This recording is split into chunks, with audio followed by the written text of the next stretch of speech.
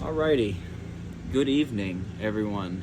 My name is Sam Gomez. I'm a woodwind doubler in Florida, and with me, in my right hand right here, is the Schiller Sopranino saxophone, the key of E flat.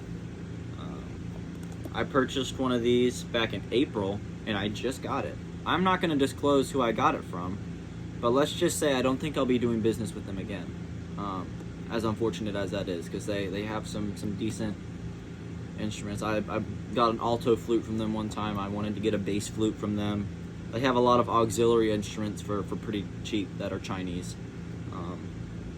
And when I was wanting to get this for my saxophone choir, I have just about a 20-piece saxophone choir, and we have 2 bass saxophones, a gaggle of baries, a gaggle of tenors, a bunch of altos, like 3 or 4 sopranos, and I wanted to get one of these to top out the high end. And it was either a $17,000 Selmer Series 2, old antiquated Mark 6 for like $9,000, a Yanagasawa for like $7,000 or $8,000, or one of these, a Schiller. Now you might have seen something that looks very similar to this on eBay. These are Jinbao. These are made by Jinbao in China. So it's a Chinese stencil. And I didn't know what to expect. I'm a bari player. I play bari and bass sax. So going from a spread like this to a spread like this is definitely something it takes a little bit of getting used to. From a reed the size of a popsicle stick to the reed the size of like a Tic Tac. But I'll talk a little bit about the instrument. I got it about at the time of that I upload this, probably 4 or 5 hours ago, and this is like my first time really actually sitting down and playing it and assessing it. Out of the box, the adjustment material on the G sharp key was way too thick. It was preventing the G sharp key from actually opening, so I ended up taking that off. I thought it was a spring issue, so now the spring on the G sharp key is a little too light, but I mean, a repair tech can fix that.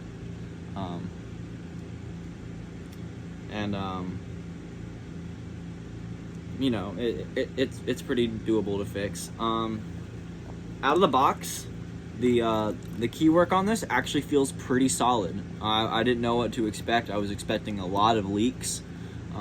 While there are some, I'll get to that in a second. The bottom right hand feels really good. Everything feels really solid.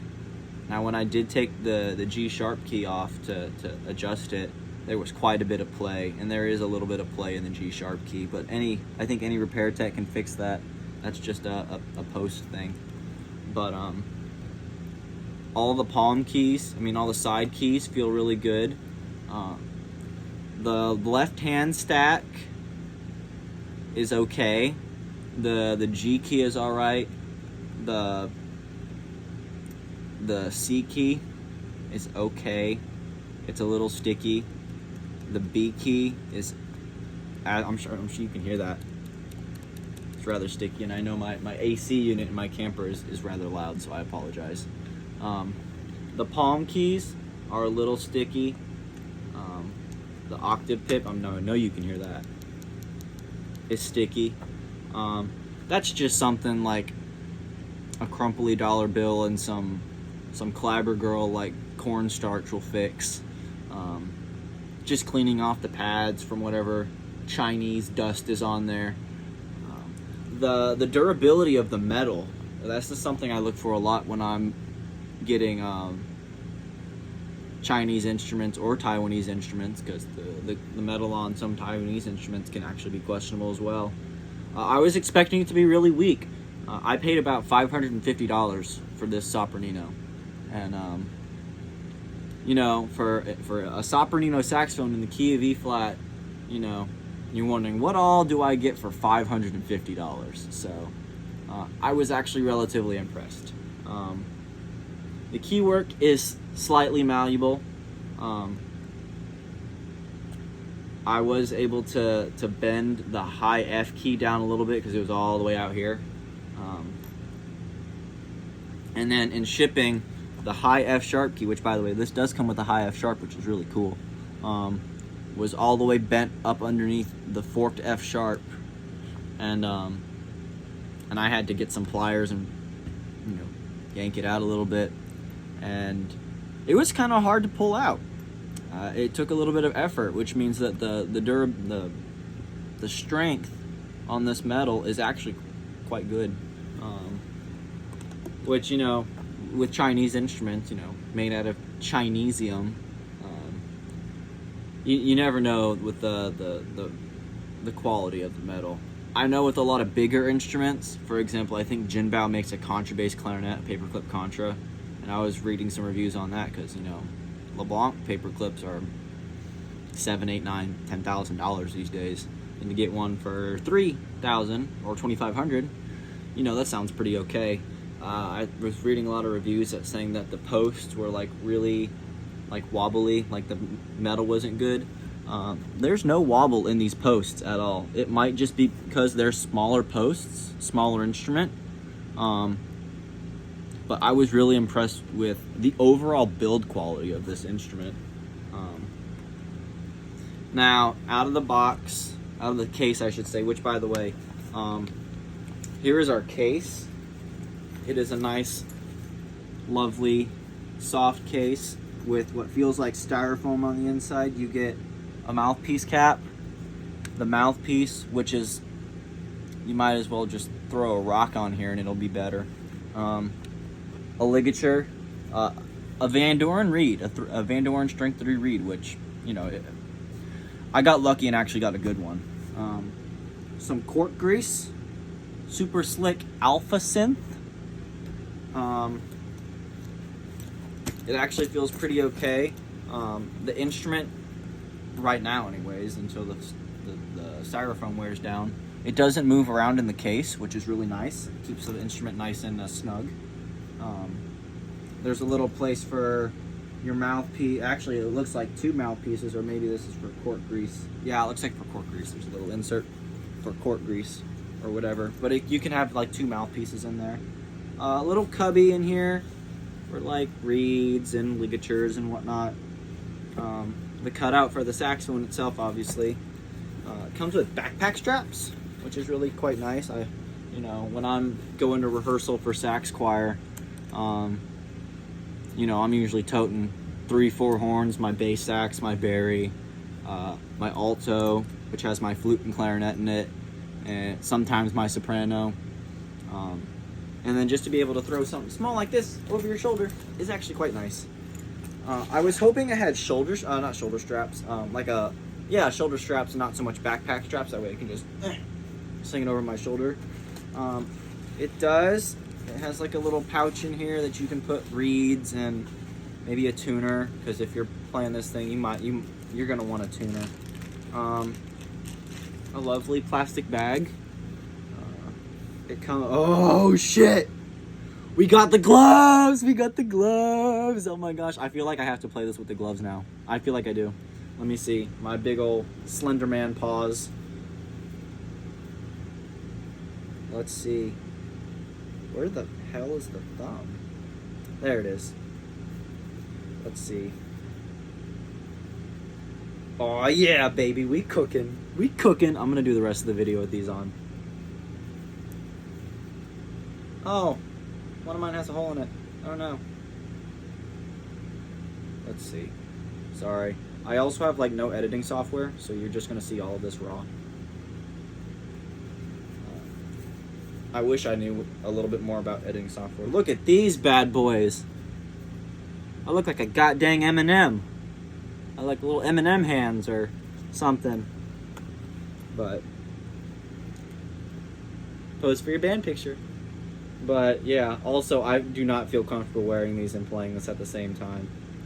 The pearls are not real pearls, they are plastic. So we'll get this for the thumbnail. I'm taking these off. Gloves of questionable quality. Well, standard with every Chinese instrument. And a decent little cleaning cloth, which has, from the 5 seconds I've been holding it, looks like semi-tolerable quality. But yeah, that's the case and the case candy. It comes with a little marching lyre holder over here, just in case you wanted to march it. Because, you know, band directors love it when you march sopranino sax. I'll take off the mouthpiece real quick. I have 2 people, one of them being a close friend, Tristan Voitku. He's on Facebook and Instagram. He makes mouthpieces. I have a couple mouthpieces from him that are stellar. And then Jared De Leon is making a E-flat sop mouthpiece now. And just the quality on this mouthpiece, it's a little less than subpar. You can see, and the rails are really thick. The tip is really thick. There's like a chunk taken out of there down there. The chamber is nice and tiny. The cork on the neck is actually half decent. It's very tight. The ligature is made out of Chinesium, and I feel like if you twist it one way wrong, it will snap in half. So there's that. Like I said, you do get a Van Doren 3 reed, which, you know, Sopranino sax reeds, you know, when you buy this, you might be like, oh crap, I gotta get reeds. And, you know, it comes with one. So that was nice. And I was able to get a pack of old stock Van Doren Sopranino reeds from like the 70s, I think. So I have sop reeds now. But yeah, overall, I mean, if you look at it really closely, like if you really scrutinize it, you're gonna find some discrepancies. But overall, I mean, as it is, I'd give it like a 7.5 out of 10, believe it or not. There are some, out of the box, some small leaks. There's a small leak on the low B flat, but anybody can power through it. If you try to do 1-in-1, which who the hell does 1-in-1, but if you try to do 1-in-1, the bis key is not sealing. When you do forked C, something up here, there's, like on most sopranos, there's a donut key here. I'm gonna try and do this. There's a donut key right there with a hole in it, so that way it allows it to play octaves without it being too ridiculously sharp. But that's not sealing. And you know, I think just a run to your local tech and this will be up and going. You know, slap a half decent mouthpiece on there. You're gonna, you know, be paying at least a fifth of what you paid for this horn for a good mouthpiece. However, I did pay like $90 for Jared De Leon's, and I got the friend discount on Tristan's, but I want to say he sells his for not super expensive either. But like some like mouthpieces, like I think Caravan is like $250. Van Doren makes one that's like $300. Yanagasawa has a metal and a hard rubber one. Why you would want to play a metal Sopranino mouthpiece is beyond me. Just play soprano. Those are up there in price, probably. I think like $195 for the hard rubber one, like $350 for the metal one. And then every now and then you can find like an old like Selmer D. I think there's one up for like $350. Selmer does make a C-Star, an S80 for the Sopranino. I think those are also like $250. But I digress. Needless to say, if you're going to be getting a horn like this, you're going to be spending either a fifth to a third on what you paid for the horn on a mouthpiece. Which I think, in my opinion, will make a very large difference on tuning, response, tone, definitely. But anyways, without further ado, because I know this is why you guys clicked on this video, I'm gonna play it for you. And disclaimer, I'm a baritone sax player. I'm a bass sax player. a bass clarinet player. I'm a bassoon player. I'm not a E-flat sopranino saxophone player. So I apologize in advance if I sound like absolute doo-doo caca. So I'm just gonna like play scales and noodle around a little bit. But I've already been playing this for probably about 45 minutes, and I have a gouge the size of the Grand Canyon in my bottom lip. So we'll see how this goes.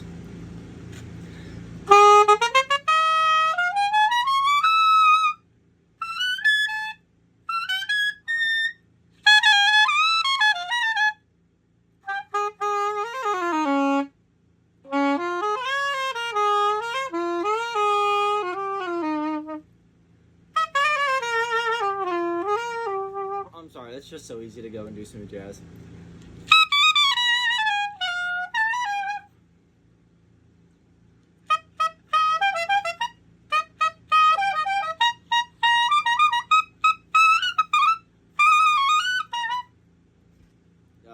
Tuning is definitely not super awesome right now. Like I said, I need practice with the tuner.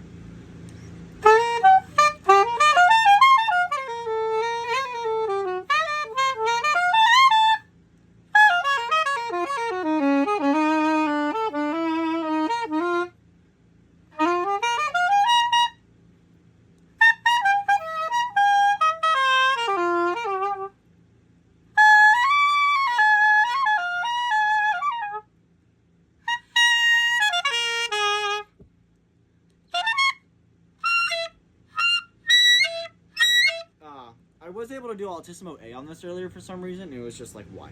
But anyways.